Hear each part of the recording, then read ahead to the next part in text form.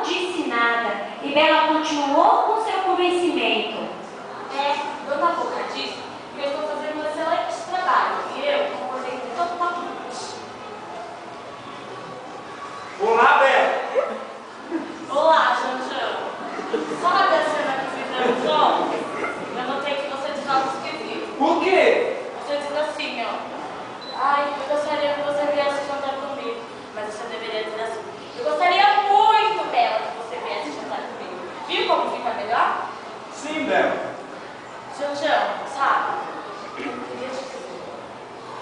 Você cheira mal. Bom, Bela, eu sou um zangão, acho que você está confundindo.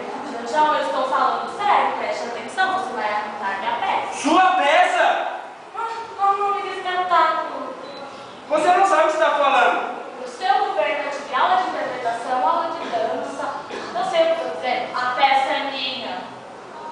Viram só, pessoal? Essa Bela não tem jeito, não é? Veja o que ela disse para Janjão. E aí, você vai ou não vai dizer ela falar do meu jeito? Ah, deixa eu pensar. Não vou. Está bem, Janjão, está bem. Ei, Lili, que esse cara está dando certo? Está sim, legal. Você está fazendo um trabalho maravilhoso. Sério, Janjão, sério, obrigada. Ela! Ela é só mais uma atriz meia boca. Que isso? Ouviram isso?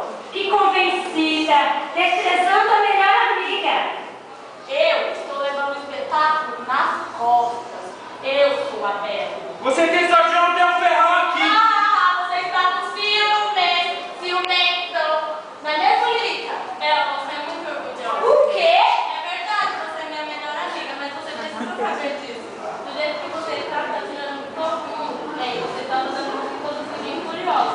Está com ciúmes também, Lilica? Não, de jeito nenhum. Mas lembra do dia que você pegou esse papel, você só sabe falar do quanto você é maravilhosa, do quanto você é boa em tudo, achando que é dona da festa. Isso não está certo. Tchau, beijo mais tarde. Bye. Bela pensou e disse que está arrependida do que fez com a sua melhor amiga.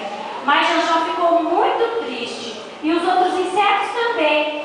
Depois que a peça terminou, ninguém queria conversar com ela. Infelizmente, Bela era realmente bela, mas ninguém tinha tempo para dizer a ela, porque ela ficava ocupada o tempo todo dizendo para si mesma: Como eu sou bela.